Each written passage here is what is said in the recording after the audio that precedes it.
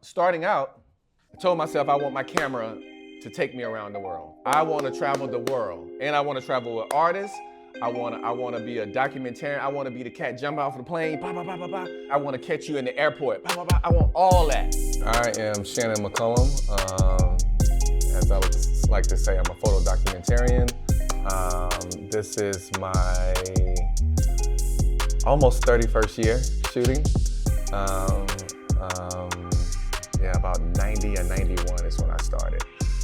So right out of college, I jumped right into it. And, I don't know if I can jump in and tell my background. Is that cool? Or you want to start? Okay, cool. So first off, this is super exciting for me. This is super exciting because photography for me is such a passion. And you'll know when it's a passion for you when every day you look at things as an image. Your everyday existence is an image. You know, I dream of images. My dad still is a photographer. He was one of the first Black photojournalists at the Atlanta Journal-Constitution. So to grow up in the 70s and 80s and have a dark room in the house, you know, and to smell those chemicals and to see those negatives, you know, hanging in. My dad was one of the fortunate ones that he really invested in his business. So we had a color printer, like we had not just print black and whites, but we had a color printer. We could print up to 16 by 20s. And we're talking about a machine with chemicals and the whole thing. So I was very fortunate to see that at an early age.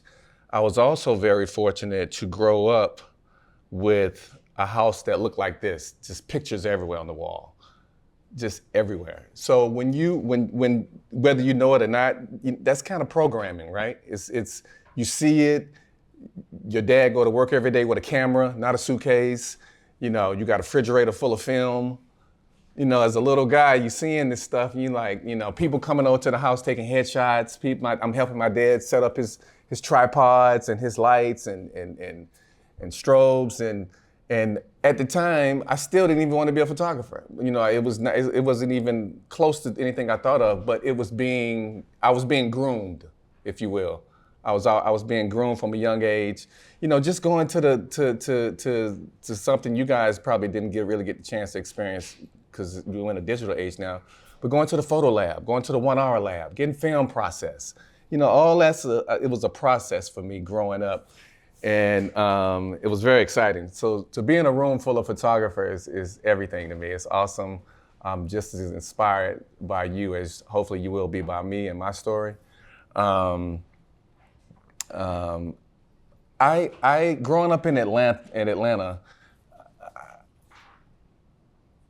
in our community, the cool thing was probably around by the time I getting ready to graduate from high school, was the rap scene was starting to pop in Atlanta. You know, it was starting to bubble. You know, I was at Clark in 1990. First,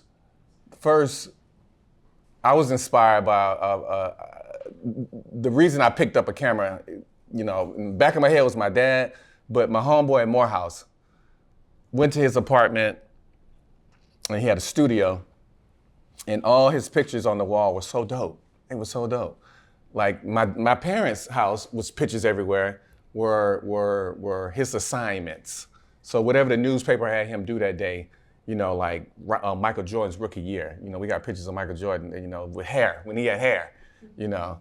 Dominique when he was wearing a box fade, you know, it was, you know, those little things. So that's what I saw. But when I went over my partner's house and saw his crib, he had pictures of like cool chicks on campus or dudes hanging out or whatever. And it was so different from what I was used to seeing that I went home. I immediately went home that day and was like, Dad, I want a camera. And he was like, what?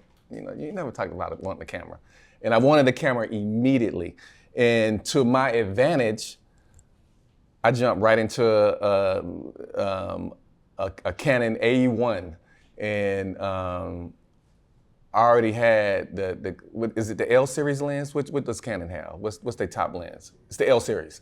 I jumped right into an L series, which is not the easiest thing to do when you're first starting. You get your hands on what you can get your hands on and you shoot, right? So I had an advantage to jump right into an L series, 70 to 200, 20 to, I don't know, 17 to 20, 35. So I had a little advantage over a lot of people because I already had nice equipment. But it ain't all about nice equipment. It's about what you can do with the camera. You know what I mean? My company is called Same Camera, Different Eye, LLC. That's my company. Because to me, we all got the same camera, pretty much. They all do whatever they do, but our eyes are totally different. We see things differently. And we choose to hit that shutter when we see something that appeals to us. So I told you, I'm in college, the rap game is starting to pop. And I never wanted to be a rapper, but I always wanted to be in the music industry. Always wanted to be in the music industry, the entertainment industry. And so I started studying two photographers besides my dad. Annie Leibovitz, anybody familiar with Annie Leibovitz's work? Yes, great portrait photographer. Also, she toured with the Rolling Stones, she toured with Led Zeppelin, and Gordon Parks. And those are the two people I study heavily. Gordon Parks, and I'm Shannon Parks, which is weird, but Gordon Parks, when he shot for Life magazine, when he shot for these fashion magazines in the 50s and 60s, you're talking about a black photographer going into white corporate America shooting, and with that being said, you have to have a certain decorum. You know what I mean? You don't have websites, you don't have nothing. You are selling yourself, which to me in 2022 is still as relevant as it was back then. You as artists, all of you guys as artists, probably everybody in this room is dope. I'm certain of it. But what sets you apart from the next man? How do you get that job that paid whatever over him? Okay, how do you do that? You could be dope all day, but sometimes being dope ain't enough. You know what I mean? Sometimes it just ain't enough. Sometimes enough eyes ain't seen your work. Sometimes enough people ain't talked about your work. So me going into the game, I decided that I wanted to really, really, really, really brand myself. It's all about branding, right? Branding is everything. That's how eyes get on you. How else does eyes get on you? Confidence. When I started touring with artists back in the early 90s, nobody was taking photographers on the road. They wasn't. They just weren't. If anything close to you going on the road with an artist, it was a videographer. It was videographers got more love at the time than we did. And so what I did, I used to do a couple things. I used to first time what I call FaceTime, not on your phone FaceTime. Being everywhere that you needed to put yourself in front of people. Industry events, hanging with certain crowds that got me in certain places. FaceTime, being seen with your camera, right? Okay, you're a photographer. Oh, you shoot. Okay. Oh, okay. Let me see some work. Or back in the 90s, we walked around with big ass portfolios. Like a big portfolio, and you open your joint up and you went page to page and you showed your work and you talked about it. Now this is your portfolio. But it was really walking around with a portfolio. I got work off being seen in all the dope spots with my camera, and I enjoyed shooting. If you don't enjoy shooting, stop worrying about the bread. The money gonna come. That's on everything. The money is going to come. Love it first. Before you start charging this and that and all that, love it. Like for real, love it. Like my whole thing was don't even look at it like their project. Look at it like it's your project. Look at it like it's your project, because what happens is it becomes a part of your portfolio. Now now you get to show it to other clients. It's like an NFL player, okay? Let's take the cat from San Francisco, Debo. He wants to be traded, okay? He can demand a trade because he got a portfolio now.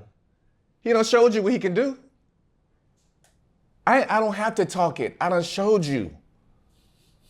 I'm branding me. I'm not San Francisco. I'm not branding the 49ers. I'm branding me. So when it's time to get a bigger contract, they're gonna look at the work you put in. What kind of work did you put in? Me, in the beginning, I swear to God, I shot everything for free. I shot everything for free. I didn't even care. You know, people was like, man, why you gonna charge it, man? I just wanted to shoot, man.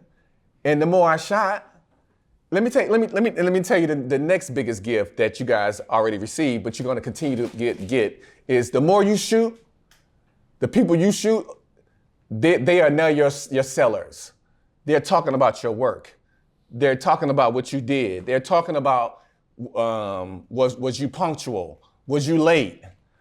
All that matters. When you deal with artists, all that matters. You may not think it matters, but it matters. So for me, I said, shoot, and get my work out here. Get my work. Wasn't no Instagram, wasn't no Facebook, wasn't none of that shit when I was shooting. It was word of mouth. We had business cards. We used to walk around with business cards. Okay? So the key for me back then was shoot a lot. And then it became, I used my full name. I didn't even have same camera different. I was Shannon McCollum. Anybody I met, I was Shannon McCollum. I wasn't Shannon. Shit, you might know another Shannon. I'm Shannon McCollum. Okay? I want my name to ring.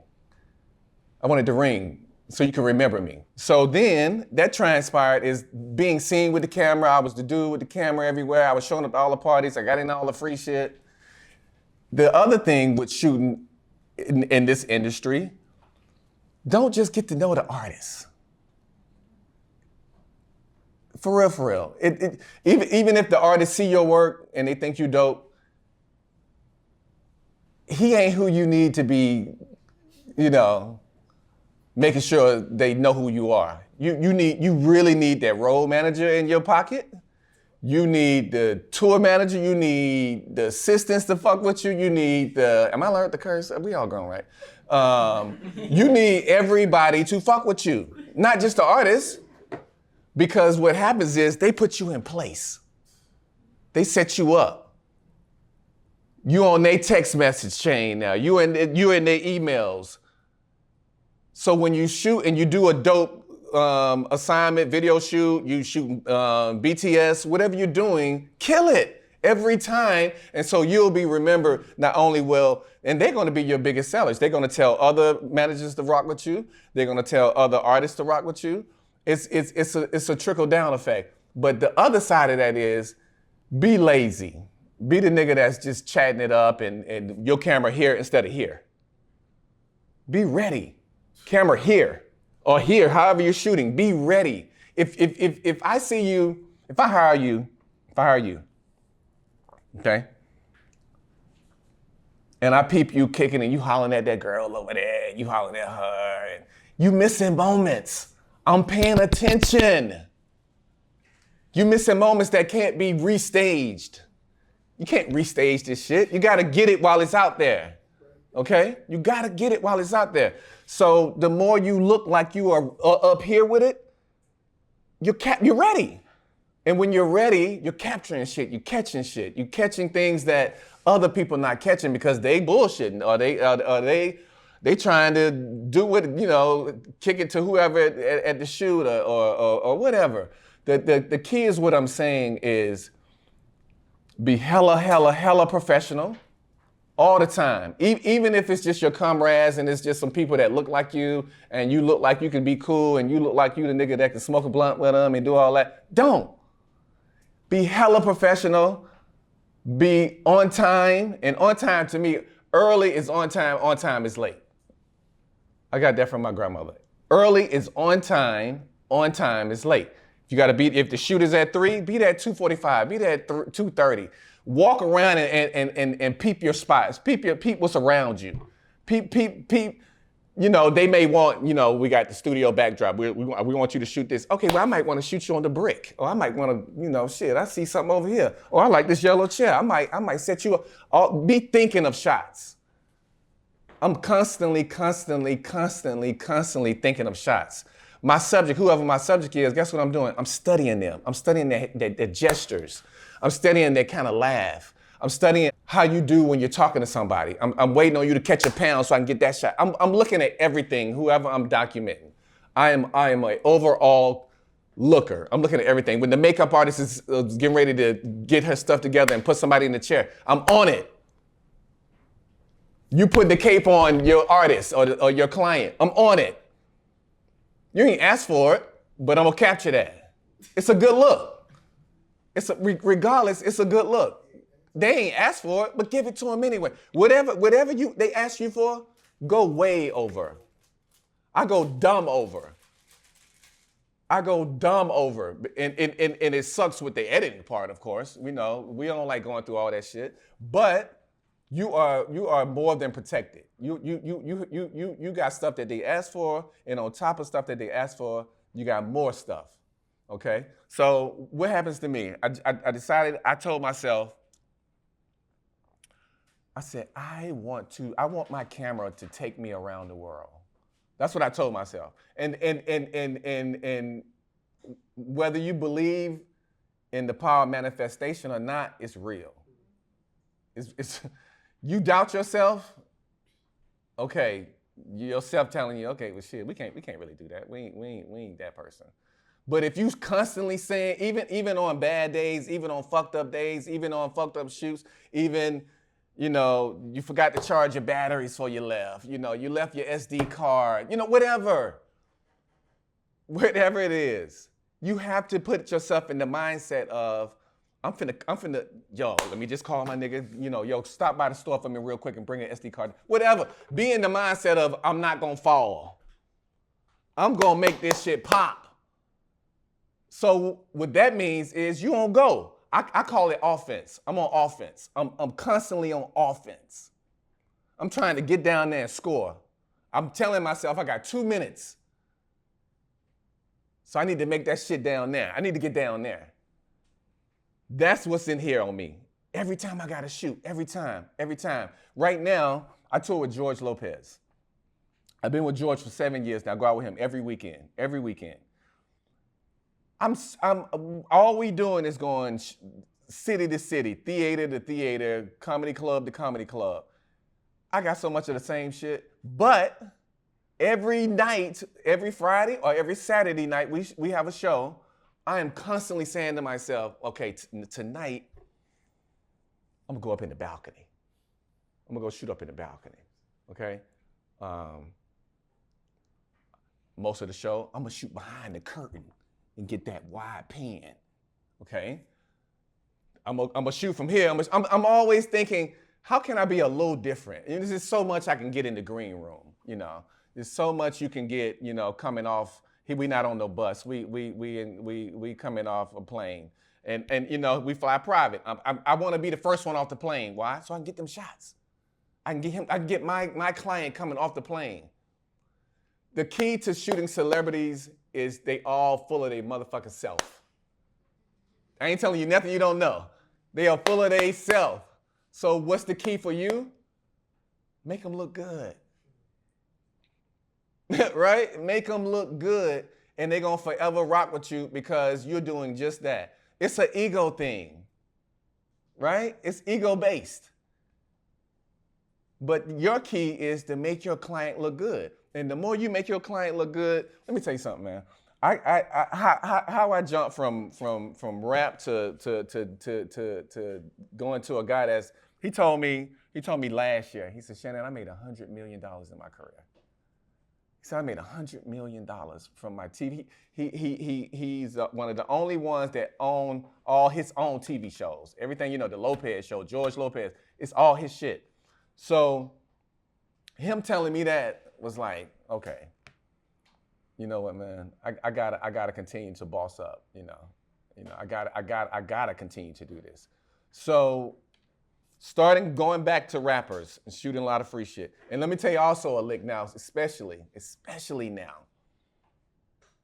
Print your work.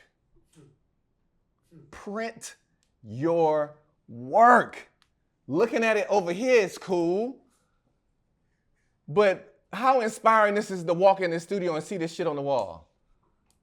I've been doing this since the 90s and I'm still fucking inspired.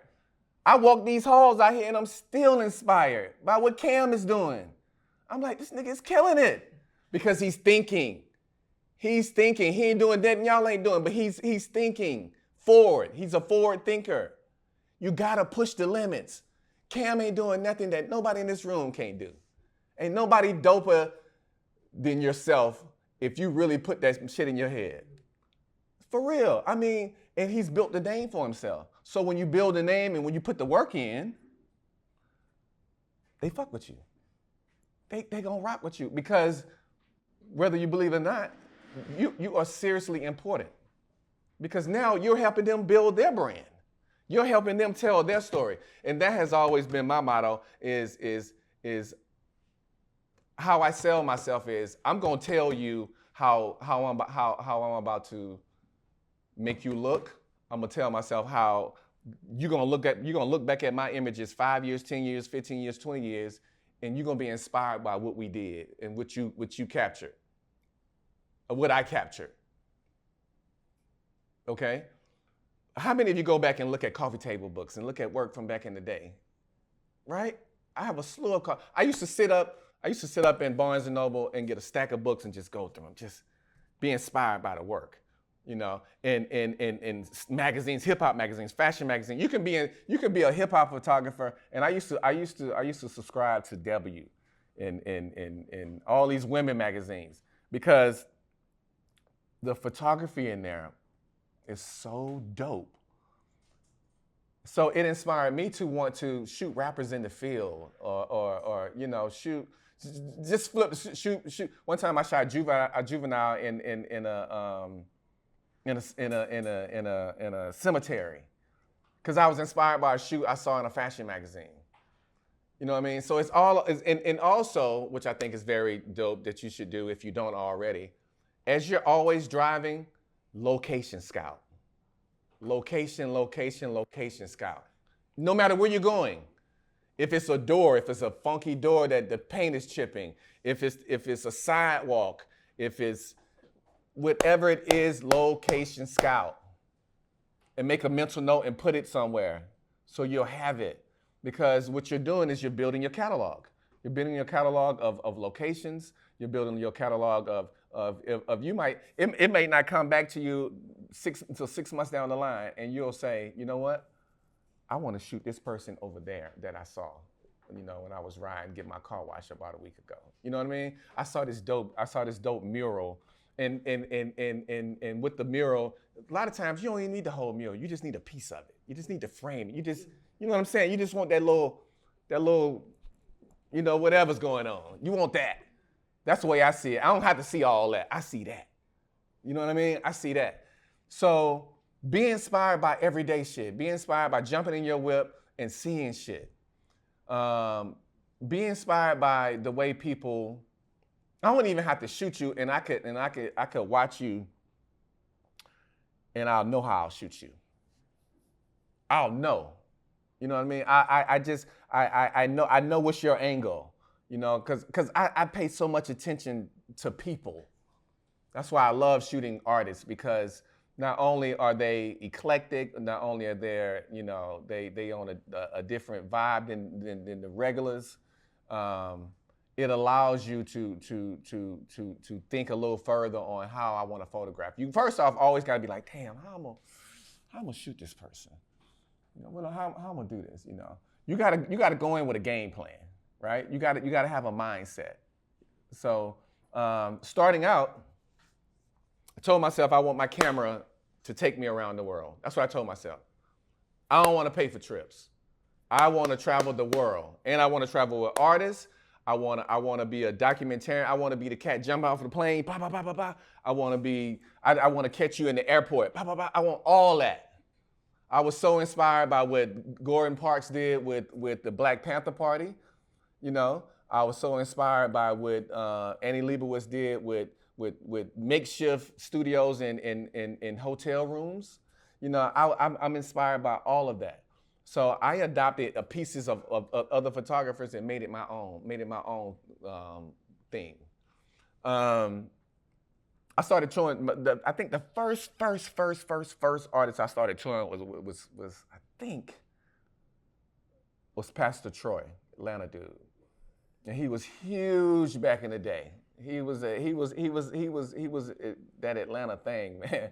And we would do what they call the Chitlin circuit.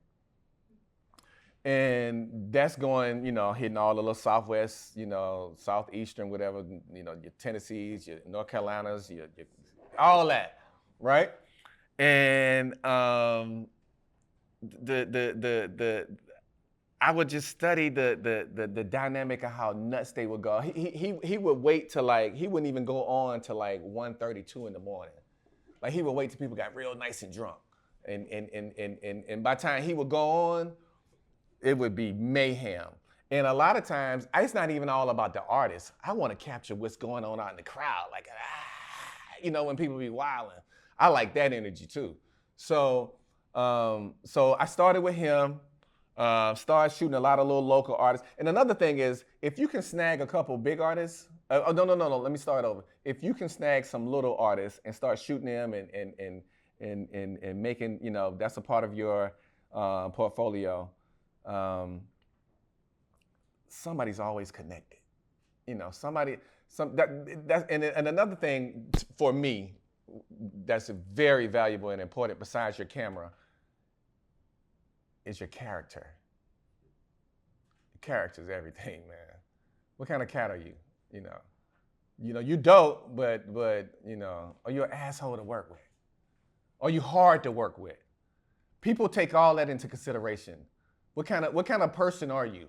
Because I can find somebody that's dope with a good personality, good character, good vibe, good energy. Artists that's already popping. Like I toured with John Legend for 5 years. Artists that's already popping, they'll replace your ass quick. But if you come with a good vibe and you come with you ain't trying to be their friend, don't ever do that shit. Don't be trying to be their friend, you know, and he at their jokes and all that shit. No, you're there to work. Always remember that. You are there to be a fly on the wall, if you will. You know what I mean? They don't even need to know you're there. You need to be capturing moments, and they need to forget that you're even there. That's the thing. Also, if you're in situations where you're shooting in studios, you're shooting in rooms or whatever, don't be the dude. Don't be this dude. Don't be the person that's always flashing. Learn how to shoot without a flash. Learn how to shoot without always having to use a flash. Know your ISOs. Be okay with getting some warm shots, capture the vibe of the room. Don't always pow. Niggas are like, don't be that person, because what it becomes is it becomes annoying. It becomes oh, the photographer's here, because you like pow, you pow. One time I was in the green room with Dave Chappelle, and it wasn't dark, but it was low lit. And also, don't do no sneaking shit. If you're gonna shoot. Because they know. If you're trying to slick and do some shit, nah, man. They know. Because they done been in those type of situations so many times where somebody's trying to sneak a photo or whatever. If you're gonna shoot. You got a camera, you're a photographer. It's the reason you're in the room in the first place. You don't get put in those situations if you're not some type of, person that I trust. I'm not finna have you listen, I was in the room with Eddie Murphy, and I almost fucking flipped because I done shot some of everybody. But George does this party every year, and it's called Who Weed in My Pool. And it's a big weed pool party. He got people walking around passing out joints and edibles, and it's at his crib, and so that's what he called it. The very first one, he had about 5 or 6 of them now. The very first one, Eddie Murphy came. And I said, wow, ain't no security, ain't nobody to be like, oh, what you doing? You know, it ain't none of that. I'm just in a room with George, his brother Charlie Murphy, and Eddie Murphy. And so my camera's here because Eddie just walked in, so I don't want to be the dude that's like, you know, it's Eddie Murphy, you know. Although that's how my heart was running, but you don't want to be that person either. So what I'm telling myself in my head now is I'm saying, how many times you gonna be in the room with Eddie Murphy? How many? This is it, bruh. This is it. Take your chance, pop one off, see if he trip. If he doesn't trip, pop a few more off. What I do? Pop. Put my camera down for a minute. He didn't say nothing. Shit. Pop, pop, pop. You know, and shot some more. And then I left him alone. I wasn't finna be all, you know. That's the thing, celebrities. Don't be hella extra. You know what I mean? Don't be hella extra. When I was touring with John Legend, we were in Paris. And I got a little video on YouTube of this day too. But his tour manager, again, because I decided that I wasn't gonna try to be all whatever with John. I'm in with the tour manager. The tour manager is the one that told me, hey, you can shoot here, you can shoot there, you can shoot wherever you want to shoot. John ain't gonna tell me that. You know, the artist's not gonna tell you that. They speak, whatever, and then they really off into their world. They ain't trying to act like they rock with you, although they know they need you, but they ain't trying to act like you know how they do. So, the tour manager said, we got a special guest. I can't say who it is right now, but in a minute he'll be coming up in the dressing room. So I'm gonna see if I can find the picture. I wanna, as I tell this story, I wanna. Oh, I might not have posted it, but it was Kanye. It was Kanye and Amber Rose, and so Kanye walks in. I'm catching Kanye and John, having a thing, having a moment. This is not the shot, but this is the day. This is not the shot I wanted to show, but this is the day. I am sitting on the opposite end of the couch of Ye. Okay, not this shot, but another shot. John done went on stage now, and so now it's me, Ye, it's Amber. And now John's wife at the time was his girlfriend. I forget her name. I'm sitting on the end of the couch and I'm having another moment. When are you gonna ever be in the room with Kanye again like this? So I turned my camera over and I took a shot. He never looked at me, but he said, erase that one. hella ego driven, I don't want to erase it, but the nigga told me to erase it, so I erased it. I could have acted like I ain't erased it, but I erased it. So then I took another one, and he didn't say no, so I guess he felt like it was cool. But the key is to always put artists in a good light.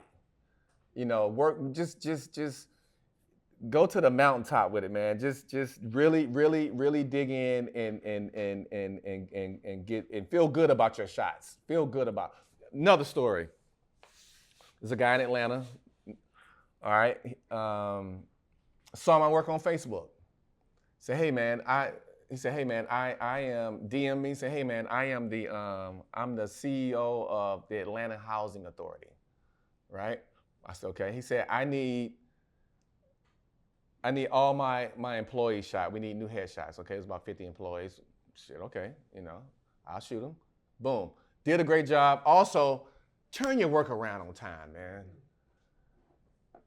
Turn the work around. Get it off your laptop and move on to the next project. You got to put that work in too. It's this work, this work. Folks want their pictures, and now y'all ain't like we used to be. We had to go get the film developed. We get them a contact sheet, you know, and you pick what you want. Now, niggas want their shit tomorrow. It's like, I just shot it, you know. Give me a minute. But that's the new game, right? They want their work. Pay me that way then. How about that? But folks want their work. Okay. Always add a day or two, and then be the dude that turn in the work when you know you can turn it in before that. Like if you know you can turn it around in 48 hours, tell them 4 days. Tell them 3 days. Then you make yourself look real good. You make yourself look like you're ahead of schedule. Those are things that are extremely important. Always give them an extra day and get it done the day before. Or 2 days before. Then they're excited and they want to see the pictures, and you be like, oh, I got you done early. I was gonna do that anyway, but I really want to make you feel like I'm taking care of you as my client. I got you. Thank you for having me. I want you to hire me again. Right? Thank you for hiring me. I want you to refer me. That's what I want, okay? So, turn the work in early. Always be on time. Okay, so listen. So I don't know if y'all know who my son is. I'm telling you, my son is Lil Yachty. One thing I did with him and for him as a father, which I think is one of the most valuable things a parent can do for a kid, is exposure. Right? Exposure. Ye got a line on Watch the Throne where he say, and it's my favorite line, he said, if you ain't accustomed to going through customs, you ain't been nowhere, huh? The more the more exposure you give a person, the broader their look is, the broader their reach is, the broader their thinking is. You ain't necessarily got to wait for somebody because some parents don't know that game. Some parents they know what they know. You know what I mean? You can't be mad at your parents for knowing what they know because their parents raised them a certain kind of way. Well, I was fortunate enough to have a dad that was a photographer. That I saw a working class mom go to work every day, and then my dad had his creative job that I thought was cool as shit. Because when people walked in our house, my dad used to print 4x6s and staple them to the wall. So we had one wall that was from this wall all the way down was just like 500 pictures, just pictures. I was fascinated that when you came over our house, you went straight to the wall. You can't not go look at that wall. It's full of pictures. Exposure, right? I'm seeing people get excited about this work. Every time I come in Cam's studio, I'm excited to see this work. I want to see your work. We can talk about it, but when you show somebody, it's a different beast. That goes back to me saying, print your work. Print it. Man, let me tell you something. When you print your own, for you, when you print your own work and you print your favorite 10 photos, when you got them laid out, man, and it's tangible and you touching that shit, like, God. It ain't on no screen. You're touching the fucking paper. You're looking at the detail and all that nigga shit. Like, it's my work. That shit is some proud shit, yo. I'm telling you, it's hella proud because you're looking at your work. Fuck around and get it framed and mat it or mount it. Come on, man. Come on, yo. Fuck around and mat and frame your shit. Now we doing it. Now my confidence is like, okay, you see it. You come in here, you see it. I ain't really talking no shit, you see it. Cam ain't got to talk no shit. You walk in here and you see it. Guess what? You fuck around and respect it then. Now we can talk dollars. Okay, you see, you see on my Instagram all that, but when you walk in here and it's tangible to you, you see it. Let me talk about this Erykah Badu shoot. So, I'm shooting Erica for this book. She's gonna be on the cover of this book. That's a crochet book, right? So the sister that book it is, I knew her, and her and Erica are best friends. So she knew my work, so she trusted me to shoot Erica. Erica had just did a show the night before, staying over in Buckhead. I forget the name of the hotel. We shoot this in a hotel room, and Erica told me, walk in, she kind of tired. She, it's the day after the shoot. It's like 12. She probably had just been up an hour or so. And she told me, straight up, you got 15 minutes. You got 15 minutes. I'm really not, And from the point she said I got 15 minutes, I followed her in the bathroom when she started doing her makeup, shooting. I'm on it. You got 15 minutes. Erica saw my passion, and I swear to God, we ended up shooting for like 3 hours. Probably more than 3 hours because it was dark when we finished. And I was there, I was there from like 12 or 1, and I left about 8. We ate, she ordered food, we drinks, we put one up, because shit, I'm a vibe too. So you want to fuck with me. It ain't just you. You want to fuck with me too. Recognize your own shit. You know what I'm saying? You ain't gonna let me be here just because. You fuck with the kid. So this turned into, man, this shoot right here, I swear, man, I probably got 600 images. I was shooting like crazy. Matter of fact, we left the room, went down and shot in the lobby, went and shot outside. But anyway, I'm saying all that to say, be the person that they want around, okay? Be the person that, if you're gonna be in this entertainment industry, you gotta be the person that people want around. They want you around. If lobby call is at 6 o'clock, man, don't be scrolling up at no 5 till and they already on the bus or they in the car. Don't be that dude, because they don't need you. On tour, we as artists, honestly, if we're gonna keep it a buck, we're the least needed. We can be replaced, and we're the least needed. The important people are the people that are making sure the artists get their money. Make sure everything runs smoothly on tour. But I never, ever, ever show up late for lobby call. Nobody's waiting on me. That's what we're not doing. I'm not making nobody wait on me because I know that I'm not that fucking important, and I know that I can be replaced. But circle back. I exposed my son. I took him on shoots. I took him on all my shoots. I took him on so many shoots as a little boy, man. I took him on so many shoots, and it was because at the time I wasn't trying to be, I wanted him to know what I did.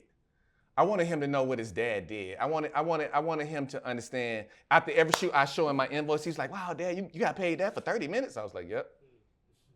I wanted him to see what I did. It was important for me, for my child to understand that your dad is out here making a living from this camera, something he loves, something that probably for the first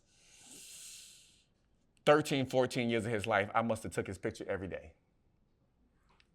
I took my son's picture every day. And it's only because I love taking pictures. And I decided that I wanted to document my child. I wanted to document his life in pictures growing up. That's why not this album cover, but the last album cover was my shot from something 20 years ago when he's 24. So 23 years ago. I was inspired by Biggie's album cover. Y'all know the cover I'm talking about? I was inspired by that. I saw him on a white backdrop, put a chain on him, and he must have been, he must have been 9 months. And my goal back then was I said one day I want him to hang this in his dorm room. That was my thing. I want him to be the kid on campus that had the dope pictures of himself that, from his childhood. That's what I was thinking. So stay inspired is what's important. Study other people's work. Study other people's work. You got to look up to somebody. You know what I mean? You ain't just the shit by yourself. You got to be inspired by somebody that came before you. You know what I mean? Study other people's work. It's you can see the nuances. You can see, study how, the editing process.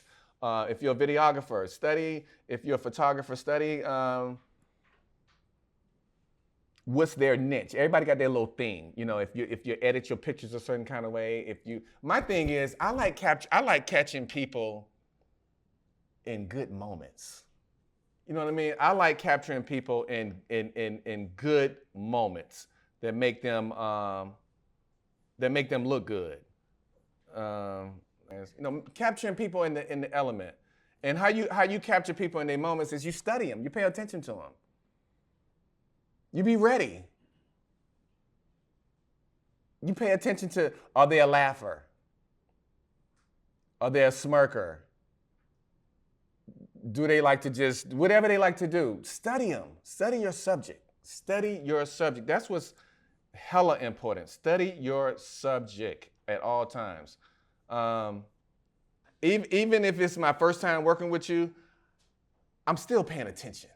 I'm still paying attention to you. And it don't take long to figure out, I talk with my hands.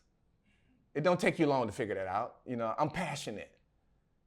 It don't take you long to figure that out. These are things that are the human nature about people. These are things also that people that move people. That make people who they are. Yeah, it starts here. It always does. Yeah. And also, let me tell you something. My son picked his photographer and videographer from here. He came here to do a shoot. I don't know who he shoot with, Cam, but he was here. And his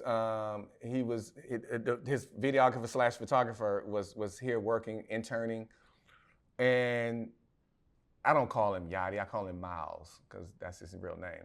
But he chose that kid because of his character, because of who he is. If you ever been around, what's his name? Ari. Ari's a good fucking kid. He's a good dude, man. He's a good dude. So he know how his dad used to rock. That's what I want in my life. If I'm gonna take a photographer on tour, I want a good dude. I want a good dude. I want a solid dude. I don't want nobody that's, high soon. I smell you. You high already? Like, come on. Get high later. Let's work. Get this work in. Don't be the dude that is complicated. Miles hired that dude strictly off being a good dude, and then dude went over there. Miles said, look, come over. I want to meet with you on the spot. On the spot. How it happened for me. When I left shooting hip hop, I shot a wedding for this lady, okay? I don't even shoot weddings no more, really, sometime, but shot a wedding for this lady. Banged it out, okay? This is back when you put the 4x6s in the wedding album. You slide the joints in, you put the book together, made a nice book, gave it to her, okay? She loved it. She went to work for a company that had the Delta Airlines contract, right?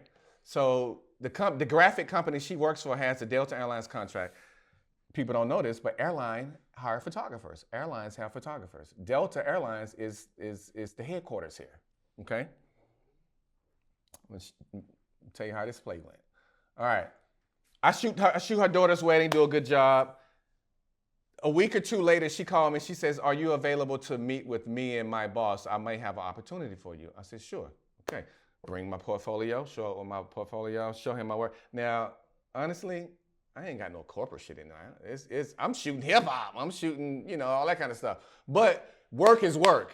I know if it's good or not. I see your composition. I know, if you know photography, you know if it's good or not. You know if I'm knowing not how to chop feet and heads off or whatever, Dude says, "I like your work." He sees my work. He says, "I like it." We have the contract for Delta Airlines. We wrap everything. We wrap their shuttle buses that they take employees to the airport. To the employee parking lot. We all the stuff that's hanging in the headquarters. That's all of our stuff. He said, "We need a photographer.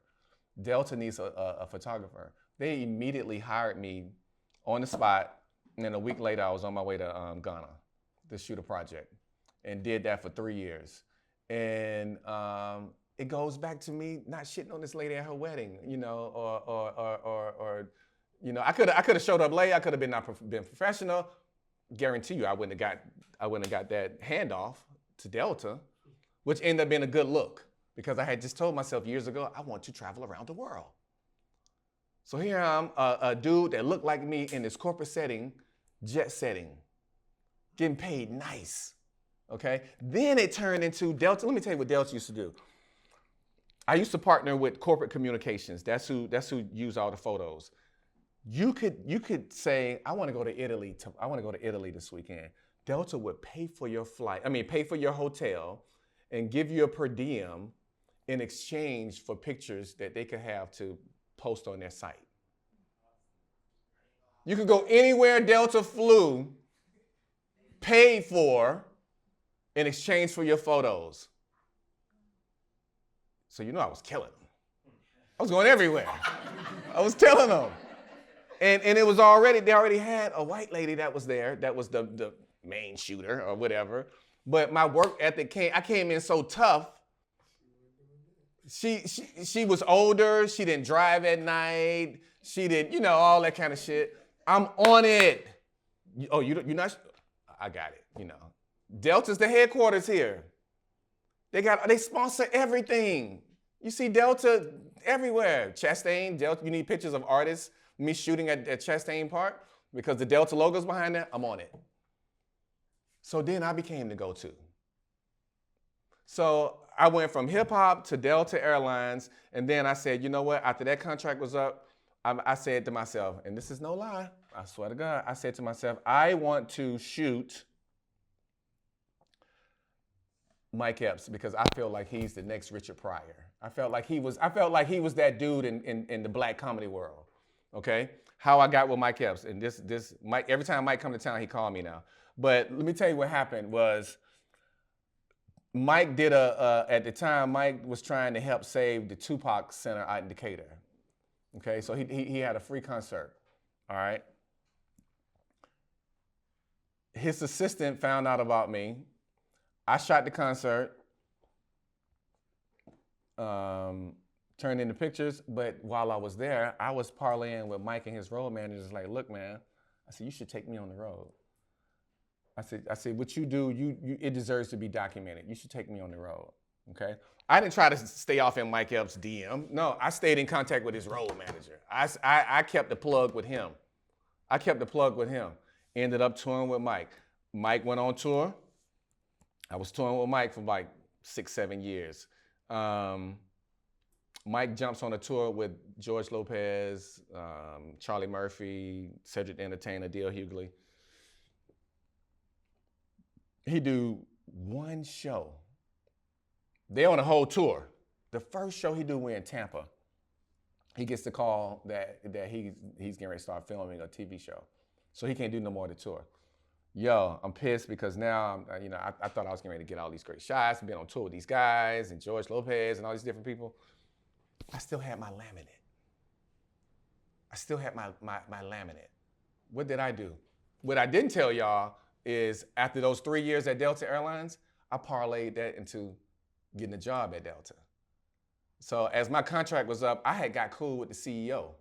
And how I got cool with the CEO is that every event Delta would have at night, his wife would be there too. And his wife would be, gown dress, she'd be fly, whatever. I would shoot her too. I would shoot her, and then I say, let me get you guys together. I shoot them, and then I ain't go to the boss. I went to her, I said, give me your email. I started shooting her pictures. So every time I saw her and took a picture of her, I started sending her the picture. Not only if she wasn't at an event, I started sending her pictures of her husband, the CEO. One day I'm in the elevator with the CEO, swear to God.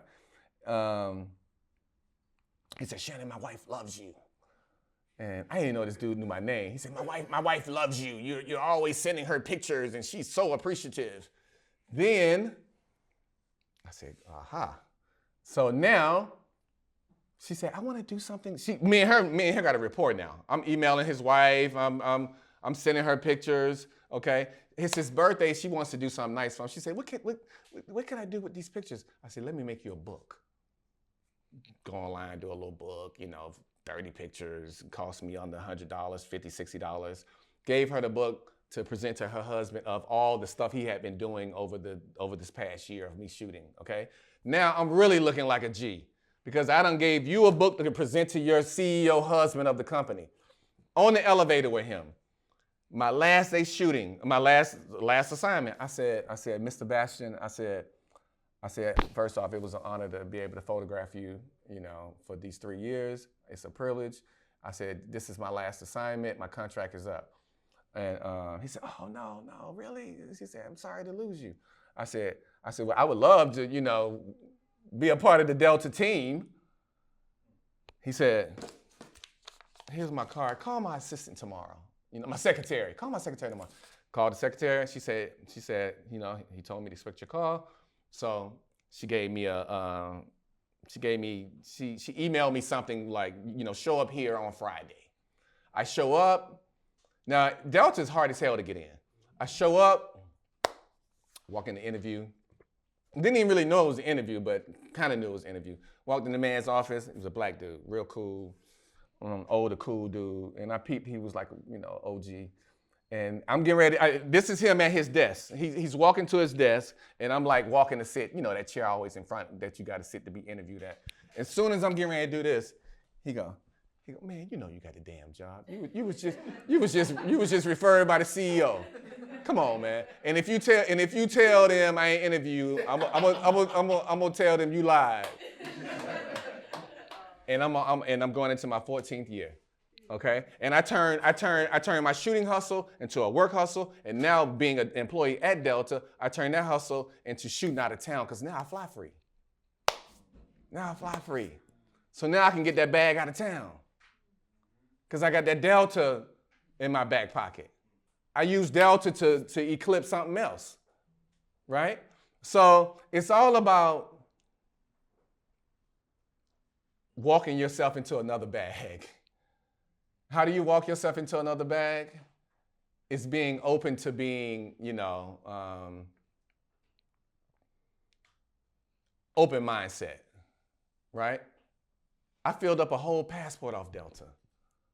I'm on my second, I filled up a whole fucking passport between shooting for artists, shooting for Delta, and personal shit, going on trips on my own. But I filled up a whole passport. I told myself, and I believed it, I told myself years ago, I wanted my camera to take me around the world. I was dead ass, right?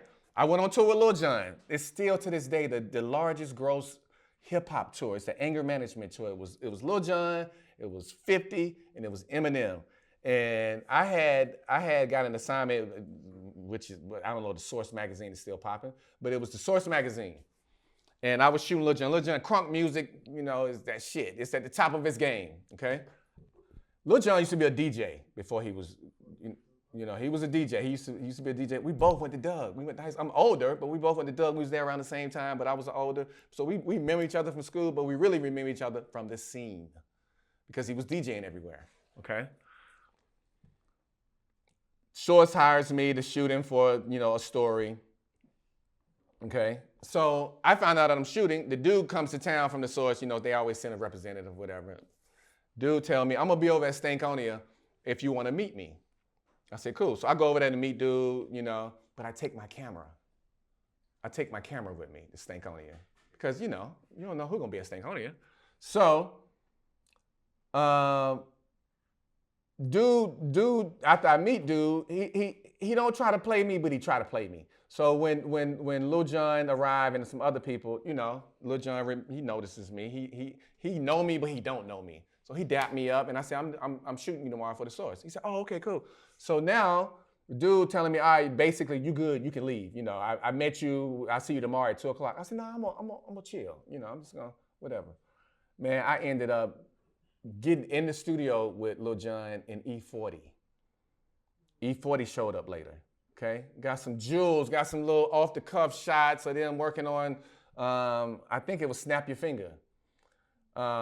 Fable came through, you know, and it's all because I put myself in that situation, put myself in the room, you know, I put myself, you know, no, I'm not leaving. I'm not leaving yet. You can't tell me to leave, you know? Dude done invited me now, I'm in the room, okay? Let me tell you the next play. I printed that joint, that's like a 40-60. I know my sizes, but I printed a 30-40 of Lil Jon, okay? How I used to do with artists, I used to take a chance, okay? I take about $300-400 of my own money. I print and frame it, right? And then I show up at the studio with that motherfucker. How you gonna tell me no, you're not buying this? You can't tell me no. I just caught you. First off, I was just here a few days ago and I caught you in the studio. Let me find that picture. And now I done blew the shit up and came in here with this big ass frame and sit it in front of you and all your people around you and they wooing and awing like, oh shit, oh. Yes, you want that. I did it time and I wasn't killing them, but I was selling them for 2 stacks. I might have spent $300-400, you know. Printing it is less than $100. Framing it was about $250, and I was selling them for 2 stacks. And I was doing every artist I had a hard shot of, I was printing them shits and framing them. That was my play, you know, because now I'm putting that work in front of you. Now, I wasn't just printing no pictures. That ain't shit. I wanted to frame it. And back to being egotistical, they like to see they shit big. They want that shit big. I got a spot for that. I want it here. Now, the dude that ain't even popped off yet, but in the studio, now he want my number. You know, now he want to shoot with me off one picture. Because in his head, he want that look too, right? It goes back to how you make them look, how you make them feel. You know what I mean? You feel important. You make them feel important. You are important. I caught this shot of you, man. I just wanted you to see it, you know. And you ain't even losing because if they don't want it, it's a part of your shit now. It's okay. You ain't catching no L. Now it's in your catalog. Now it's at your crib when people come through. My crib is like this. My house is like this. I got pictures every fucking where framed. Gallery. Dumb gallery. Yeah. Full of it. Your work. I ain't never get mad when nobody didn't want to buy it. For what? Now it's in the crib. Or if I got to go up to tell you it was $2,500 and we end up settling at 18 or 15 or 17, it's still a win. And then you say this is a one of one. You make your shit look like I ain't printing no more. This is a one of one. And you put your logo, you sign that joint, and then in your handwriting, you say one of one. Or you say, this is one of 5. This is one of 2. This is one of 3. Okay. Don't ever go, there's going to be 100 of these. No. My work is exclusive. I'm doing a one of 2. I'm doing a one of, you own one, I own one. That's all that's out in the world now. So, of course, they really feel like, and I don't care who it is. It could be if you're shooting for a salon and you shoot somebody's hair.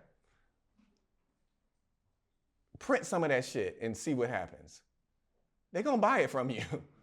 They're going to buy it. They're going to want it because now pictures are a lost art. It's such a lost art. So you look that much better than the next photographer because they're not printing their work. They're sending over files, and they looking between either their laptop or their phone. Imagine this. Imagine charging an extra, if you can get away with an extra $100 to $150, whatever your rate is, overcharge a little bit, and then print something nice for them and gift it. You done made your money, but they don't know that, but you gift it to them. I do that a lot. I overcharge a little bit, then I print it and give it to them. Come on, man. Let me tell you what else I do. I got a guy that comes and works on my house. That I'm working on an Airbnb. Every time he come over, I gift him with something. I might give him a bag of that Cali. Or my lady might have baked the cake the day before, and she hook him up with big old slice of pound cake. He wants to come back. Why wouldn't you want to come back? It's worth it. I am taking care of you. You are taking care of me. Now the next time you come, you are really just going dumb, making sure my shit's super good. You want to take care of me because I'm a solid cat and I took care of you every time. Not sometime. Listen, my guy always say, I say, let me get you something. Oh no, I'm not thirsty. I want nothing. Well, you know what? I'm a connoisseur of drinks. I might have all kind of different drinks in my crib all the time. You know what, man? You know what? Taste this. Just take that home. Have that later. What's that? And then when he get to the crib, he texting me, oh my God, this was so good. And where'd you find it? Where can I buy it? I always do that. Take care of people. That shit will come back. How the kids say, on God, it will come back. It really will. Don't worry about if you're doing too much. Always be of service. I learned that from my mother. Be of service. You look like a good ass person for going that extra mile, because everybody ain't doing that. You know what I mean? I want to FaceTime my son because he takes a photographer out, and I thought it would be dope for you to talk to a celebrity that takes a photographer out. Is that cool with y'all? So let's do that. Let's see if we can get him on FaceTime. Let's see if we can get this man on the. Let's see. All right, cool. So I'm in my class, man, and I wanted to hit you because I was telling him how you got your photographer here, Ari. The art we were also just seeing his work and talent. I think that's where everything starts with talent. But I mean, as far as like comfortability, that you want to make sure that the vibe is proper. But I think it started initially with talent, with me seeing his work. What made Ari different than any other videographer? Well, at first, I think at first I just thought it was really talented, but now,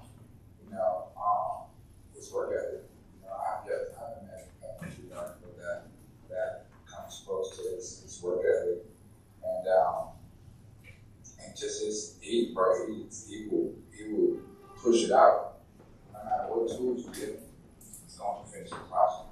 He uses his imagination, he makes it happen, he never complains, and you know what I'm saying, like he just the hard work. And a lot of people aren't hard workers with this, realistically, to be honest. So that's what sets them apart. I've never even had the chance to really build something. You know, like anything that I've done in front of art 5 minutes before. Like, yo, alright, well, you know what I'm saying? In 30 seconds, I need you to make me this, So if I ever gave him a chance to actually really build something, I was ready, So yeah, it goes back to work ethic. It goes back to what I was telling y'all earlier. Are you gonna put the work in? Is Ari introducing ideas to you, or are they your ideas that he's implicating? It's both. It's both. I think more so. specifically, I'm extremely picky. You know, and I built this relationship with, really well, so he knows what I don't want to do. He knows what I like to do, but he also knows ask. It's important to have a real relationship with your client or whoever you're working with, because you want to know and you want to bring out a side of them that they don't see. You got to do the homework, take the time, get to know this person, so you can do your job to the best of your ability. Goes back to relationships. Relationships are very, very important. If the artist respects you and respects your craft, they'll receive what you have to say. If they don't really respect you or they don't respect your craft, then they're not going to receive what you have to say. 100% at all. If you don't respect, I don't even care. I don't even care what you're saying. Because you gotta think about it though. You gotta think about how many photographers and videographers there is standing outside of the club. So if I don't know your face or know your work, for what? It's 100. It's 100 flashing lights. And that goes back to me telling y'all is how are you gonna stand out? How are you gonna be different? And this is another thing, guys. Depending on what field you want to go in, it's super, like what part kind of photography, it's super important to be good at videography, photography, graphic designing, editing. Nobody wants. Why would I hire you? You can only snap pictures, and I can go get my boy right here to the left, who can take the picture, edit the picture, and he can record me on stage all at one time. You know what I'm saying? Like, why would I hire you over him? I can knock out 3 bills right here. That's why it's another reason why I like art. This is what I can't do. You know what I'm saying? So important to teach yourself all elements. Like, don't just master one side of this shit. And you don't have to be the best all around, especially if you came to be a photographer, but have something else to offer. Offer more, be more, do more, outwork anybody else. And that's what it takes to be a photographer, because you fight in a pool full of fishes. Everyone's talking now. That's why you got to be on your super hustle. Everybody doing what you do. Ari turns shit around. He don't be playing. Ari got a work ethic. Turn the work. Yeah, Ari is crazy. Same day, yeah. That's crazy. Ari is crazy. Same day before I lay my head down, the music video is shot and edited. See? What the fuck just shot this? He got his business. He don't come on the road and smoke and then go clubbing and, you know what I'm saying? Like, he in the hotel room editing everything that we just did. You know what I'm saying? What I just tell you, you're not there to be the artist's friend. You're there to work. And that's what's going to keep you around. Your work ethic. Turn that work around. He didn't even expect it the same day. And he got his work the same. He got his video shot and edited the same day. Love, You want to Look tell good, Dad. You look good. You look good. You want to tell him? He's fire. You want to tell him how dope your pops was back in the day? Man, you mean how dope my pops is now? Hey.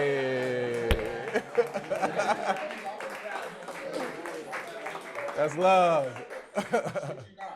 Like, let me tell you about Cam, right? Let me tell you why I always thought Cam Kirk was so cool, right? Because when I was in high school, and I wanted to be a fucking rapper, Cam offered this side showing you artists. He was showing you a side of artists from his view, So he was doing vlogs on YouTube years ago. He's showing you Gucci in his normal element. He's showing you Doug in his normal element. Like, no one's asking for that. When he took out upon his own hands to show you what was behind the scenes at the festival or in the studio with fucking Travis Scott or whatever the case, you know what I'm saying? Then you see the photo and you match the photo to the fucking thing, like, man, this is what they were doing, and it was just like, man, doing extra.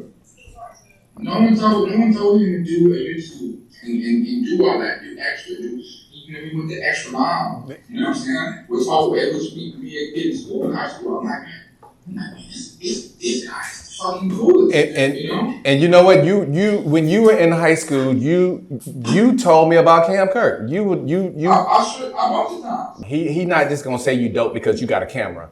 He knows art, and the difference is he grew up in it. You know, me, his dad, his grandfather, he knows art. So for him to be in 12th grade or 11th, I don't know what he was in, 11th or 12th, and to be telling me about Cam, Kirk, and Gunna, you know, I knew they were dope. Like, I was really looking forward to meeting you, brother, because he had gassed you up real good. Man, that's love, man. Yeah. Hey, y'all don't know if you can hear me, bro, but I swear, bro, that meant so much just hearing you say that, bro. You got no idea. You got no idea, bro. Like, you got no idea, man. That means so much to me, bro. Real shit. And even Shannon, like, when I met Yachty, I never forget when I met Yachty. I met him at a 2 Chainz Christmas party. Everyone in the crowd said, you didn't know Yachty. You didn't know this guy Yachty. And I met him, and the first thing he said was, my dad's a photographer. Wow. So I know about you, and I respect what you do. Right on. And that meant so much to me. And I still tell this story, Yachty, to this day, like, about, you know, I don't know if you remember how much that means to you, but like, I remember I said to you, and I was like, yo, bro, if you meet me in my office tomorrow, I'll meet with you. We come to meet tomorrow. Like, you serious about want to work with me? And I wasn't shit back then. I ain't gonna prep, but I was like feeling good. Like, you want to meet with me? Meet with me tomorrow. We can meet tomorrow. We can talk about it. And you pulled up the next day. You know what I mean? As humble as can be, you played me all the records that are now platinum plaques and all that, man. And that just meant so much to me that you were honestly like first generation. I honestly say, I say this all the day, of where I am today. You the first generation of that. You sparked that. You allowed me to be Cam Kirk. And you know what I mean? Like, it means so much to me, bro. Like, I can't even really put it into words, man. Like, I never even expected to come in this room and hear you say that. Like, I didn't expect you to be here, to be honest. But to hear you say that, bro, like, I never heard that before. I can't even put it into words, man. I love you, bro. Like, that shit means so much to me, bro. Real shit. I love what you're doing with Ari. Like, this shit means a lot to me. This shit dope. I hope y'all love this shit. Because I love this shit, man. This shit dope, man. I swear. It's all, you know, it's all authentic and organic, bro. You know, 100%. and it's genuine, you know, like everything I just said was the honest truth, you know, because when I was in high school, I was in yearbook committee, you know, I was making the yearbook, and I was stuck between what I wanted to do in life. I didn't know. Well, I knew I wanted to be a rapper, but like that sounded so far-fetched. So it's like, damn, do I go to college, you know, photography, or do I want to be in front of the camera? Front of the camera or behind the camera? And it was, you know, it's being behind the camera seemed a lot more obtainable because, you know, obviously my father's a photographer, but like, man, watching you and watching behind the scenes and seeing all that shit, it was, no one else was doing it. Yeah. You know, you had no one else showing you or what these artists that I listen to every day were doing behind the scenes, you know what I'm saying? So like, it's prominent, bro. It's prominent, you know what I'm saying? Like, and that's why I was just saying to them, it's important to take that extra step, you know, and provide something more, you know, and showcase yourself a different way. That was him showcasing himself in a different like that, like of what he's doing and where he's at and who he is. You know what I'm saying? Just posting your pictures on your Instagram page. You know what I'm saying? Like, that's cool too. That's cool too. But it's more to it than that. You know, there's so much more to it than that. And now everyone's sitting in this fucking studio right now. You know what I'm saying? I mean, I don't know any other young black photographer with their own studio. Exactly. Same. And the way they work collectively together too, you know, I can only imagine if I would have had this, you know, when I was y'all age, you know, this is super dope what you're doing, Cam. Super dope. Man, it's fast though because he's giving an opportunity for all these guys, you know what I'm saying, and a platform, you know, like to the point where I know his name. And it hold weight now. It's almost like a degree. You say, I'm with Cam Kirk. I was like, oh, okay, it's something. You know what I'm saying? I hope the name holds weight, which is awesome. You're official. They know you're official. We are black. So it's like, you know, and that makes it most awesome. But I'm about to get something to pick in. All right, man. Appreciate you. Appreciate you, man. Love you, man. That's all love. Love you too. All right, peace. All right, that was good.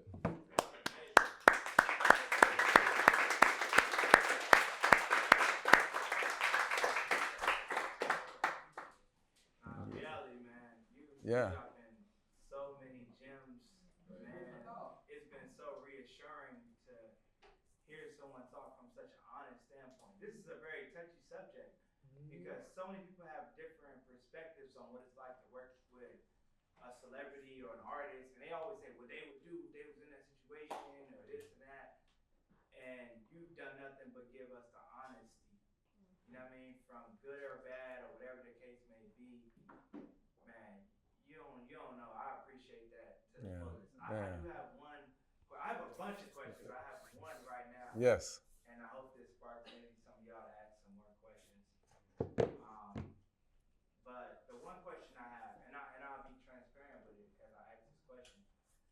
One of the things I struggle with as a personal photographer for an artist, especially when the years get in, you start working with artists for a year, 2 years, maybe months.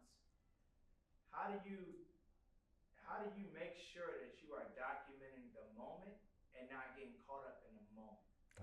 Because so many times I miss a moment I didn't document because I'm laughing with the artist. I'm hee-heeing like, wow, that was so dope. We're getting experiences for the first time. But you have to understand that you're experiencing it for the first time. That artist experiencing it for the first time, and they want to document it. Absolutely.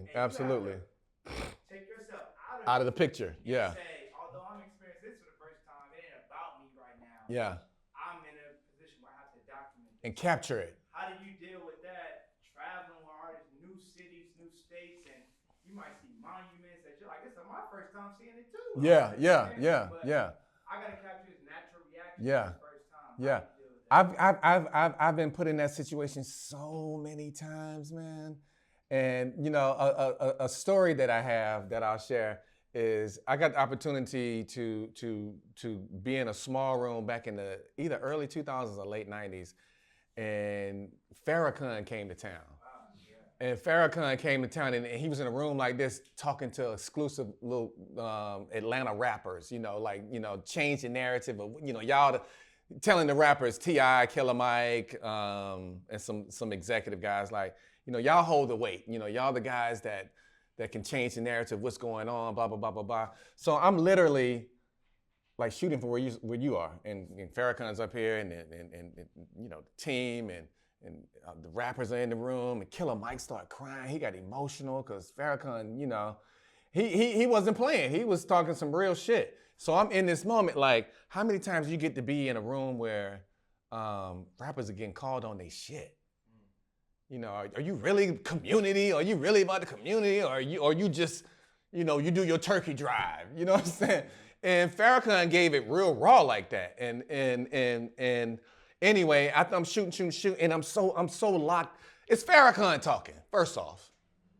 You know what I'm saying? We're in a small setting with Farrakhan. So I'm listening, I'm all in. Soon as he's done talking, it's over, right? And he's now Killer Mike and T.I. are like right here, talking to Farrakhan, right? So now I'm like right here because I want that, and now I have the opportunity to, say something or shake his hand or, because I'm so close, and it's Farrakhan. This is cat. I listen to his speeches. All this. And I took myself out of the equation instead of trying to, Farrakhan, can I get that selfie? Something stupid, I took myself out of the equation and I said, you are a documentarian. Get this moment, man. So that's when I backed off and kept my photography hat on, if you will, because I told myself, I want to see this moment later. Because I could forget it until it comes back up as a story. But man, ain't nothing like going back through your old stuff and seeing your work. And then it put you right back in that moment, put you right back in that room to be like, wow, I was there. Like, I didn't finish telling y'all the story about, okay, the guy who saw my work on Facebook, he hired me to shoot his employees. He was the CEO of Atlanta Housing Authority, okay? So I shoot the employees, I do a good job, whatever. He leaves Atlanta years later and becomes CEO of New Orleans Housing Authority, okay? He says, yo, you did a great job in Atlanta. I'm the guy that's over in New Orleans. It was just Katrina. Katrina was just over, okay? Obama's in office, okay? He said, look, my company just rebuilt the 9th Ward. He said that they're mixed income now. You know, it's lower income people that were living in the 9th Ward, and then there are also people that, you know, can afford to, you know how they do when they gentrify, you know, some townhouses or condos. You know, you got people that can afford to live there, and then you got the people that get the fixed rent income situation of how much you make. Okay, so he said, Barack and Michelle are going to come to our property and see what it looks like now since we rebuilt. And he says, I want you to be, you know, my photographer for the Obamas. And I'm just like, oh wow. Like, if any president you want to shoot as a young black man, it's Barack, right? So they send my clearance stuff off to the White House, because you got to be cleared for the White House, so you even anywhere close to the president. Send my stuff off. I clear, get my White House photographer press badge. I'm in New Orleans, and you know I'm tripping. I'm like, yo, like this is finna be a moment for me. So I get there like 2 hours early. I'm hella early, and they sat me in an empty apartment until he came to the motorcade arrived, right? I'm sitting there. Next thing I know, I mean, if you ever been anywhere near a motorcade, you can hear it coming. You know, you can hear it's like a fire truck that you can't see yet, but it's coming, because the sirens are getting louder and clearer and clearer. So all I'm hearing are sirens and motorcycles. You know, I'm just like, oh shit, it's happening now. It's happening. Okay. So press chick come get me out the apartment and said they're 2 minutes away. They're 60 seconds away. And they say, you know, you see, you know, the motorcade come and Barack and Michelle's car pulls up right in front of me. And they go out and they open the door, and Michelle gets out. And first off, there were other cars behind his car. So and in front of his car, but they're like press people, they're other photographers, and I'm the only black photographer. Everybody else is white. Everybody else and all the press people. So when the Obamas get out, Michelle gets out first, and Barack gets out.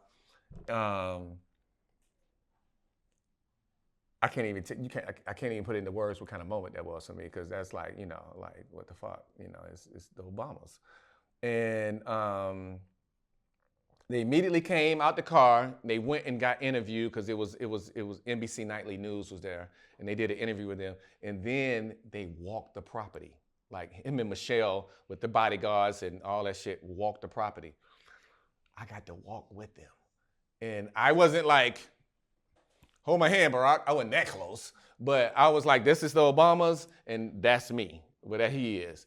And as soon as Barack saw me, man, it was like, you know how, you ever been put in a situation where you can tell the other black person proud of you? You know what I mean? Like you felt, it was like, damn, we got one of our own, you know, out here with me. And he felt proud of me, and I smiled, he smiled at me, and I smiled at him, and I didn't even have to take a picture. But that moment right there meant everything to me. And of course, I must have let off about 30 frames. And it was drizzling, and I got Barack holding the umbrella for Michelle. And after he looked at me, he's walking straight ahead, but he still got the, you know, if someone smiles and it's a for real smile, like if it's a for real laugh, it doesn't go away quickly. It's that lingers a little bit. It's still there, right? You know, it takes a minute for them to go back to their, you know, that smile is there, that smirk is still there. And I captured that. I captured him still smirking as he's walking, and with Michelle holding the umbrella. And, you know, now that piece hangs over my parents' fireplace. You know, it's that size. But, you know, it was a moment, man. And it goes back to what I said earlier is you may do a little $500 job, $400 job, you know, it's okay. sometimes that $500 job turned into some hella. I gave this dude a deal. I shot like 50 fucking people for $50 a piece. That's a lot. Even though I still made some cool money, $50 ain't a lot to take headshots, and you setting up lights and you fucking doing this, and you dealing with different people. That's a whole nother monster in itself.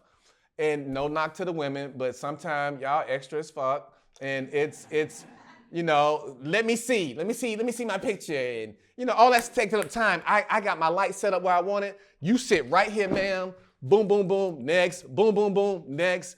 And I wasn't necessarily getting that, but because he understood that. Even though I was like, yo, this is taking way longer than it should have, because when you're dealing with 100 and some people, and then you got to organize a group shot at the end, people, if you don't take control of the shoot, so you right here, no, you stand right there, look at me, don't look at the camera phone, don't look at somebody holding a big ass iPad trying to take a picture, look here.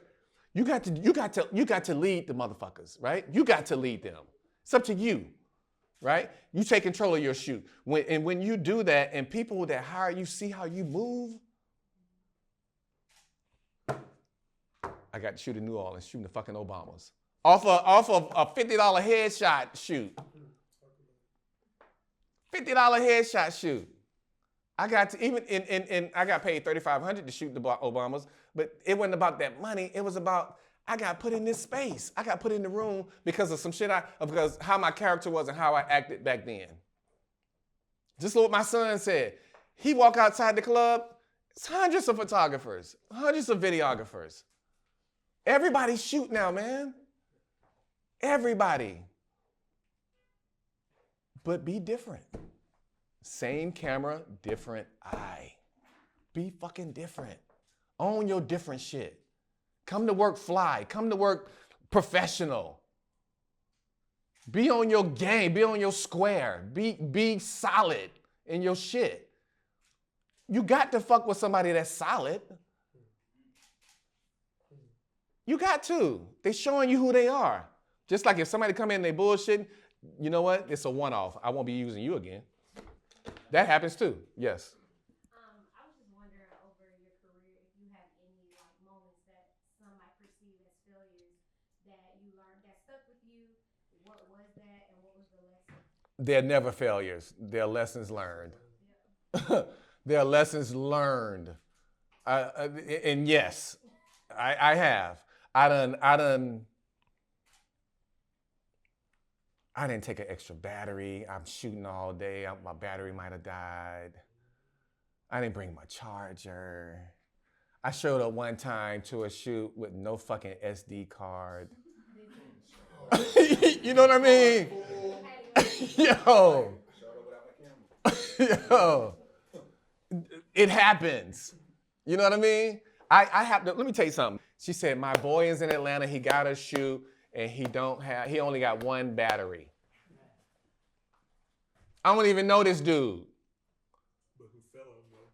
But because he came through somebody I rock with, and her message to me, she kept reiterating, he's a good dude, he's a good dude, he's a good dude. I said, you know what? Okay, cool, I'll give him my battery. I gave my address, he came over. At first, I made him sit outside and wait for me. Because it's the crib. Let me keep it a buck. I don't know you. I don't know you. And my girl wasn't dressed, and you know, come on, man. So he sat outside on the front porch, and my battery wasn't already all the way charged, so I was charging the phone. I said, give me about 10 minutes, and I can have you a good charge. I felt this vibe, though. You know what I mean? You know how you can feel somebody's energy. You know if you're gonna come in here and you looking through my shit, that's another thing.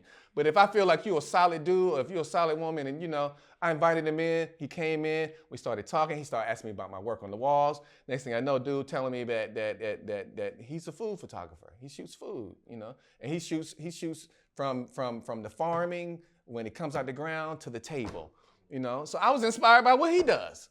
Like, that's dope. But it starts with, who are you?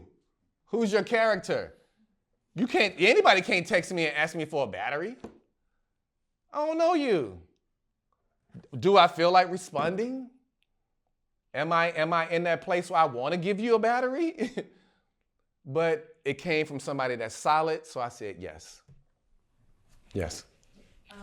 During your artistic downtime, how do you actively find inspiration?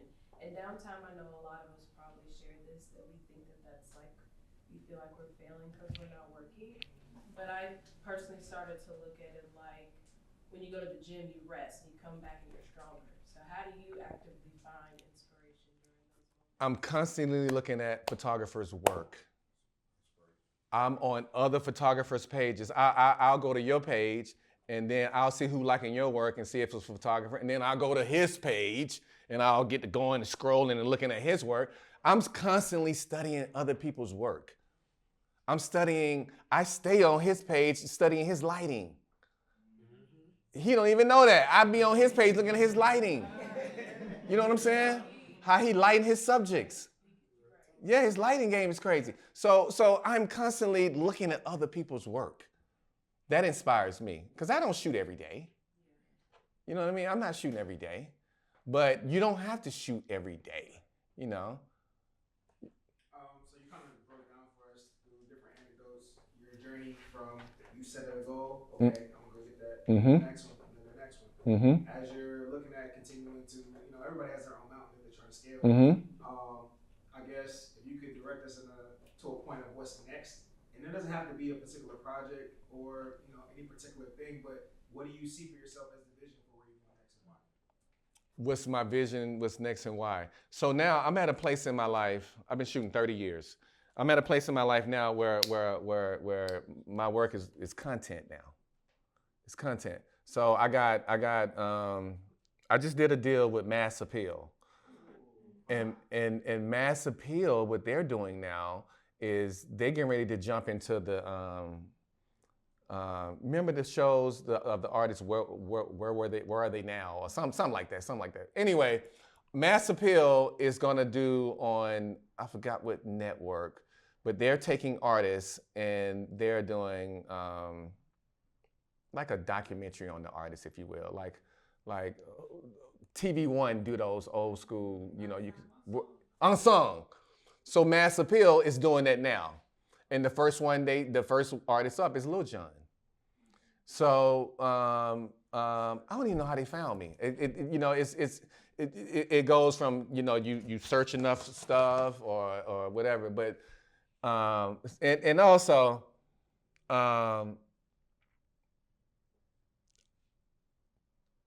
keep ownership of your shit.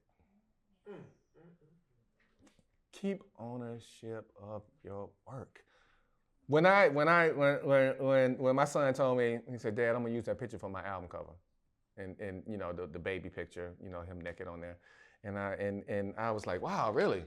So he said, "Yep," and I said, "Okay." So the label came. So let me tell you how the label did me, and this is how they'll do you. Let me tell you how they do you. Let me tell you how they will do you. Okay, so. We're not even gonna start about this is my fucking child. Number one, okay? He Yachty to y'all. He's Miles McCollum to me, right? He the little nigga I seen come out his mama womb. And I was there from there to today, right? Let's start with that. But number two, let's start with, it's my work. When they wanted to sign him, they flew me and his mama out to LA and they wooed the fuck out of us, right? We can do this for your son. We can do that. We can do all this shit. We're gonna do this for him. We're gonna make him this, all that. Okay, when it's time to, let's talk about this bread for this album cover, they offer me like $1,000, man. Talk about it. Maybe 12, but I think it was more like 1,000. And I sat on that response. Oh, and the way the text message came, and I wish I could say who. I can't get that far. But the text message came through, and it might not have been 1,000, man. I might be reaching. It might not have been 1,000. But anyway, they was like, He's like, yeah, the label told me, that we don't really, put budgets into this because we didn't hire you. We didn't, and so this is what we can give you for it, So I didn't respond for like a day or two, right? And now I'm slick pissed because come on, man, you really tried me. So then I said, oh, let me tell you what they made the mistake of doing. And they didn't make it, he made it. He was so excited about the artwork, he posted it. He posted the artwork. And before that, he might have posted it and within minutes. What's your email? I send a certain person in the label camp my email. I get a contract back fast as fuck. They hit me with the contract super fast, right? Oh, man. You think I'm gonna sign this? Come on. For real? And just like I told him, when Miles graduated high school and was fucking famous 6 months later. Like, it took us all by surprise, right? It happened so fast. But let me tell you something. Me working for Delta, and I'm gonna go back to the record label story. But me working for Delta gave him so many motherfucking opportunities because when he was in 11th grade, I took him to LA. Him and my daughter. I took him to LA for the weekend. And my boy is from Atlanta. Y'all remember when the Reality World TV shows were popping off so big? They were everywhere. VH1 had all the housewives of this and that. Well, my boy was a producer. So he got in early, made a bunch of fucking money, and was living up in the Hollywood Hills. Was renting this big dumb house. Had multiple pools. Just fucking living. So I said to him, hey man, please let me bring my kids out. I want them to see this. I be thinking black kids need to see this kind of shit. You need to see this shit, man. You can ride in the car and ride through neighborhoods, but when you step in a door in somebody's crib and that shit like, and I went to school with the nigga, like, I want my kids to see this shit. Like, this nigga from the West End. He from the West End. We used to catch the 71 Cascade together. We used to walk to the train station. This nigga took a chance and left Atlanta and moved to LA and popped his shit off. I want my kids to see this. If he would have said no, things would have been totally different. I said, I promise you, we just want to lay our head down. Like, I'm trying to take my kids all over for 2 days. I'm trying to show them Malibu. I'm trying to show them Beverly. I just want them to see shit. That was my thing. Exposure. Miles sees the house, 1000% inspired. He's like, wow, Dad, I would like this. I could live like this. I was like, that's why we here. I want you to see this shit. Like, it's obtainable. I don't know how, but with work ethic, he did it. Okay, art on the wall. He an art collector, nigga buying art from all photographers and painters. Dope crib. Okay. After that weekend, I worked for Delta. He's a junior in high school. Miles said, Dad, can I come back to LA? And he said, can I go? I gotta talk to your mom. The mom's like, nah, you can't go out there without your dad. You know what I said? Let him go. If he fuck up, then you can't go again. That's how I used to treat him. He wanted it when he had a curfew. If I tell you your curfew's at 11:30, be home at 11:30. Because if you don't, you're gonna fuck it up. It's always something popping on the weekend. You're gonna wanna go somewhere. Don't be late. You know what Miles did? He was fucking on time every time. And when he was late, Dad, I'm 10 minutes away, I swear. I'm on the way, Dad. Because he didn't want to fuck up that privilege. The ball is in your hand. If you fuck it up, I didn't come in late. So long story short, I told his mother, let him go. If he fuck up, we won't let him go again. He goes out there, has a blast, comes home. Dad, can I meet him in New York next weekend?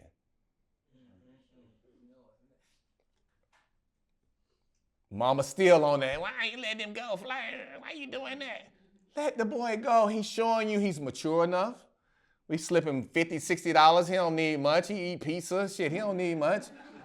Let him go. He goes. This time he's at the studio. He wasn't even rapping. He wasn't even Yachty. He's in the studio with ASAP and Kanye. Kanye, he like, Dad, I'm in the studio with Kanye West. Like he's literally calling me from the corner of the studio, like, you ain't gonna believe this, Dad. Yo, I swear. He said, Dad, Kanye said I remind him of him when he was 15. He asked me, can I come back the next weekend? I said, okay. Flies home. He says, Dad, Kanye wants me to get fitted for the Yeezy fashion show. He said, you can't tell nobody. I said, okay, cool. So now his mama ain't on all that. She let him go. We let him go, okay? Me and Miles are at the gate. We're sitting at the gate, and young Thug walked by us. And he getting on the plane because, he in the show too, okay? Miles said to me, if I get this, Dad, my life gonna change. I feel it, Dad. My life gonna change. Okay? He flies to New York. He hit me. I'm here. I'm good. He hit me after the fitting. He said, Dad, I got it. I'm in the show. I said, what? He said, I'm gonna be in the Yeezy fashion show. I said, Miles, oh my God, that's dope, right? So Miles got a mouthpiece on him. He know how to talk. They were all in, if you go back to that year that the Yeezy show was at Madison Square Garden, they all in a neutral color, like a khaki color, okay? Kanye comes to Miles and puts him in a red sweatshirt, a red hoodie or some shit. And Miles says to Ye, he said, you should put me in the front. You should put me in the front with the red hair and the red, and Kanye said, you right. Put him in the front. It's a tarp over the thing. Yeah. When they lifted that tarp and I saw my kid on the fucking front, bruh, my phone went dummy all night. Just texts, calls all night. The next day, he's on the cover of, not the cover, but he's on Vogue.com. He's on Adidas.com. He's everywhere. Okay? Nobody knows who this redhead kid is. He ain't even know Lil Yachty. He ain't even rapping. He ain't doing none of that. He just a dude, really, he just wanted to be into fashion. That was his shit for real. He just wanted to be into fashion. All right. Now, you're trending. So now I'm really letting him go and be. So now ASAP decides he wants to sign Miles. He tried to sign Miles for $10,000. Imagine if my kid didn't have no fucking sense and had signed on the dotted line. You would sign his life away, basically, He told him no, okay? Long story short, the shit just, his life went on a fucking roller coaster. He just started getting all these deals. Then he comes over to my house one day and he said, Dad, I got this song. I said, song? He said, yeah. So I didn't know, but I'm sure every one of y'all know, on SoundCloud, you can see your numbers grow. You can see where. You can literally see your numbers growing, okay? His numbers started, he was like, Dad, my song is blah, blah, blah, blah. I ain't get to hear the song, and then I'm just like, what? What you doing? You singing, you rapping, what? So long story short, after I saw that shit, I was just like, yo, he started texting me that he was getting offers to do shows for like $500 or whatever. I said, you need a manager, man. I got to get you a manager. You need a manager. He's like, I got a manager. I forgot the little dude name who was his manager. Yes. Yes, the African dude. Zeus. Yeah. Yo, so Zeus is his manager, and I like Zeus. But Zeus wasn't no... You're a nigga that's into fashion. You fly. You ain't on this record label side. You don't know how to do that. So I hit Coach, because Coach was my nigga from way back. Relationships. Miles didn't even ask me to hit him. crazy story is, I hit Coach. Coach tell me, he said, yeah, come by. He said, I got a studio on Northside Drive, you know. He said, come by the studio, bring him. He sees Miles. First off, he remember Miles. He said, talking about Lil Miles? Talking about Lil Miles? I said, yeah. I said, he fucking rapping now, bro. He said, and I said, and he got little numbers on SoundCloud. I don't know what he doing, but he got little numbers. When I brought him over to the studio and he saw his look, okay, number one, he saw his look. He said, we can do something here. We can do something here. Before even trying to sign him, he took him to New York. He took him to YouTube. He took him to Spotify. He took him to all these places. And just got his name, you know, circulating, got him interviews, all this kind of shit. Then, Coach hits me, he said, bruh, your son DM'd me about 6 months ago. I ain't even open that shit. He said, I get so many people that DM me, I ain't even open that shit. That's what happens. But if you are connected through somebody, relationships, me co-signing, you co-signing me. Shannon cool, bro. Bro.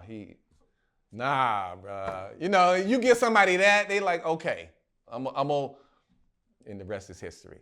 You know what I'm saying? So, relationships,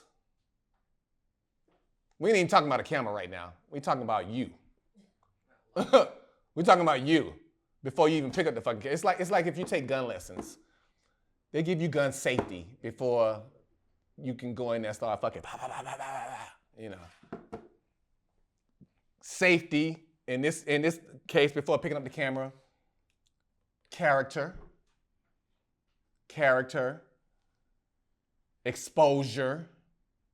Don't wait for nobody to give you exposure. Go see shit on your own. Go do that shit yourself. He had an advantage because his dad worked for Delta. Exposure, character. Separate yourself from everybody else. There's about 20 photographers in here. It's fucking 20,000 outside these walls. Be the person that's got necks. Wanna have necks. Wanna be the person that is driven by being a good person. I always say this shit, man. If you're a good person, just like if you're a bad person. If you're a bad person and you get drunk and you act a fucking fool, you know, we remember that. We remember that. You don't know how to act when you get drunk. But if you're a good person and you're the person that's loving and huggy when you get drunk and I love you and all, and not just when you're drunk, but in everyday life. Like people can count on you. Like for real, they can count on you. That shit transcends. It's like, you know a mind game I play? This is a mind game I play with myself. Two things I do. One is, if ain't no car on the road and I gotta make a left, I still put on the blinker. I can just bust that left. Ain't nobody fucking coming. I'm training myself to put on my blinker. I hate a motherfucker that don't let me know you getting over. Let me know. I'm gonna let you know. Use your fucking blinker. So I train myself to use my blinker, even when I'm not there. Another thing I do is I count to 5 before the light turns green. I see too many motherfuckers run these lights. I done watched somebody get their shit smashed that jumped out there because it turned green. Count to 5, count to 3, count to 4. Okay? Little things. Train yourself to be that dude or that person or that woman. Train yourself. Talk it out, manifest it. And that's how you win. Man, let me tell you something. That shit started from within for real. My son was hella confident. One time, and then we can stop. One time, he was 7 years old, and I was taking him and his friend to Cheese, what is it? Chuck E. Cheese. I was taking him to Chuck E. Cheese. Yo, I used to dress him hella preppy. I used to have him in polo shirts and New Balance and khakis, and I had all color polo shirts, all color, pink, green, yellow. He wore them all. The little boy got in the car. We picked this little boy up. As soon as he got in the back seat with Miles, He said, you got on a pink shirt. That's a girl shirt. You know, they 6'7". You know, little boys do that kind of shit. They try to embarrass you. And Miles turned to him and said, you don't know nothing about this. Shut him down. You can't even, how you gonna joke me? You can't. You don't even know about this pink nigga. It shut him down, and we heard no more else from that. You know what I'm saying? So when you have that, I walk this walk, I talk this talk, I believe in myself. Come on, man. You walk in it. Now,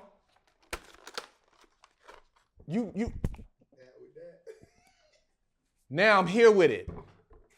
And I'm showing you every day, every time you see me with this camera, I'm busting their ass because I'm getting my shots.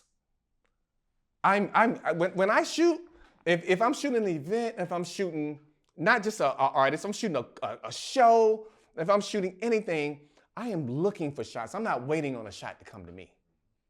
I'm not waiting on a shot. I am not waiting on a shot to come to me. I am going out looking for the shot. I want it. Oh, let me get that. You, man, them Yeezys right there. Let me, pop. You looking cute. Pop. I'm getting it. I'm creating content. Create content. That's what you gotta do. Create content. Don't wait for it to come to you, because it might not. Opportunities don't always come your way. Create opportunities. And you'll get more. You'll get more opportunities in. Because whoever's, man, I can't tell you how many times people done came up to me that had nothing to do with being at the wedding I was shooting or being at the event I was shooting. I done had so many people come up to me and said, I know you got some good shots. I saw you. You were there. I saw you. I know you got good shots. Creating my shit. I'm not waiting. I'm popping my shit off. I'm making it happen. I'm not waiting. I ain't bragging. I'm just confident in that manner. I'm gonna make it happen. I'm not waiting. I'm that nigga. I'm telling you I'm that nigga. I'm showing you I'm that nigga. And then when you see the work, you gonna say, yep, you that nigga. Word.